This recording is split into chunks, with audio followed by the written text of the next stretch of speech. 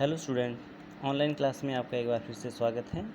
हम पढ़ रहे हैं 10वीं कक्षा के क्षितिज पाठ 2 राम लक्ष्मण और परशुराम संवाद।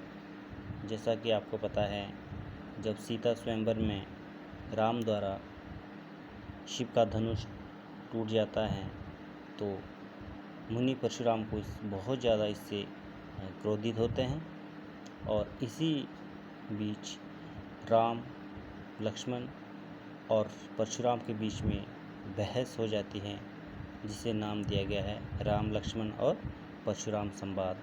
तो पहले हमने इसके 5 अध्याय या 5 जो पैराग्राफ है उसको कंप्लीट किया था और हमारा अंतिम अध्याय बचा है।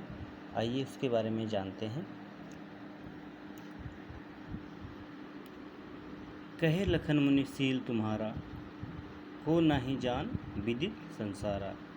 लक्ष्मण जी परशुराम को उकसाते हुए कहते हैं कि हे मुनि, आपके शील को कौन नहीं जानता। जो आपकी तपस्या है, जो आपकी शक्ति है, उसको कौन नहीं जानता।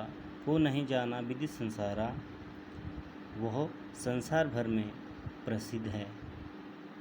माता पिता उरन भयो नीके, गुरु ऋण रहा सोच बड़ जी के। लक्ष्मण जी कह रहे हैं, आप तो पहले ही अपने माता पिता के ऋण से उऋण हो चुके हैं और गुरु के ऋण के बारे में आपके मन में सोच विचार चल रहा है। ठीक है, लक्ष्मण जी कह रहे हैं कि आप तो पहले ही अपने माता पिता के ऋण से उऋण हो गए, यानी कि मुक्त हो गए हैं। गुरु ऋण रहा सोच बड़ जी के, और गुरु के ऋण के बारे में आपके मन में बहुत सोच विचार चल रहा है, क्योंकि सो जन हमरे माथे काढ़ा। लक्ष्मण जी आगे कहते हैं, सो जन हमरे माथे काढ़ा, और जो ऋण बचा है, जिसका जो गुरु का ऋण रहा है, वो भी हमारे ही माथे मढ़ लिया है। दिन चली गई ब्याज बढ़ गया।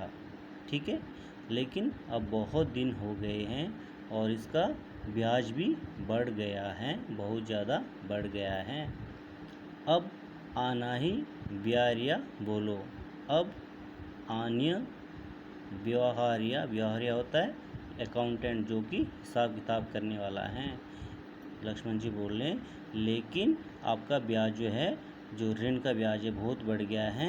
अब किसी लेखे जोखा जो हिसाब किताब करने वाला है उसे बुलाइएगा। तुरंत देव में थैली खोली, ताकि मैं वो आपका जो जितना भी ब्याज बढ़ा है उसको मैं आपको झोली में तुरंत खोलकर दे दूं। सुनी कटु बचन कुठारा सुधारा, हाय हाय सब सबा पुकारा। ऐसे कठोर वचन सुनकर जो मुनि हैं, जो परशुराम हैं, उन्होंने अपना गुस्से में फरसा निकाला। हाय हाय सब सभा पुकारा, और सारी सभा में हाय हाय कहकर उठ खड़ी हुई कि ये क्या हो गया है। मुनि ने तो अपना फरसा ही निकाल लिया। भृगवर बरसु देखाओ मोही। लक्ष्मण ने कहा, हे भृगश्रेष्ठ, हे मुनियों के श्रेष्ठ, परसु दिखावत मोही, आप मुझे फरसा दिखा रहे हो। ठीक है, लक्ष्मण ने कहा, हे भृगश्रेष्ठ, आप मुझे अपना फरसा दिखा रहे हैं। विप्र बिचारी बचो नृप दोही, लेकिन परंतु हे मुनियों के श्रेष्ठ, हे राजाओं के शत्रु, निपदोही होता है राजाओं के शत्रु, मैं ब्राह्मण समझकर विप्र विचारी बचो नृपदोही, लेकिन मैं आपको एक ब्राह्मण समझकर आपको बचा रहा हूँ। आपको कुछ इसलिए नहीं कह रहा हूँ ताकि आप ब्राह्मण हो, नहीं तो आप बार बार मुझे अपना फरसा दिखाकर मुझे डराते हो। मिले न कबू सुबट रण घाड़े।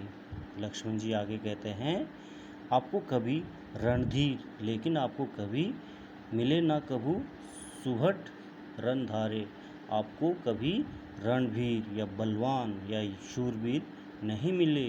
द्विज देवता धरी के भाड़े, हे द्विज देवता, हे ब्राह्मण देवता, घर ही के भाड़े आप सिर्फ और सिर्फ घर में ही श्रेष्ठ हैं, आप सिर्फ और सिर्फ घर में ही बलवान हो।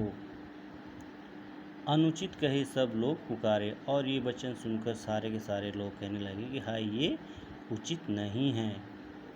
ठीक है, जब लक्ष्मण ने कहा कि आप सिर्फ और सिर्फ घर में ही शेर हो, घर में ही बलवान हो, तो सारे के सारे जो सभा के जो लोग थे, अनुचित कहे सब लोग पुकारे और सारे कहने लगे कि ये उचित नहीं है और इसे रोको। रघुपति सयान लखन नो बोरे, लेकिन तब जो श्री राम है, जो रघुपति है, उठे और रघुपति सयाना ही लखन नो बारे, और लक्ष्मण को इशारे से इन्होंने रोका। किसने? श्री रामचंद्र जी ने। लखन उत्तर आहुति सरिस भृग कौपु कुसानु, बढ़त देखी जल सम बचन बोले रघुकुल भानु। ठीक है, श्री राम के इशारे पर लक्ष्मण बैठ गए और लक्ष्मण के आहुति के समान, लखन उत्तर आहुति सरस, जो लक्ष्मण के जो उनके जो उत्तर थे परशुराम के प्रति, आहुति होता है जब आग में हम कोई चीज़ आहुति घी डालते हैं तो आग ज़्यादा जलती है। तो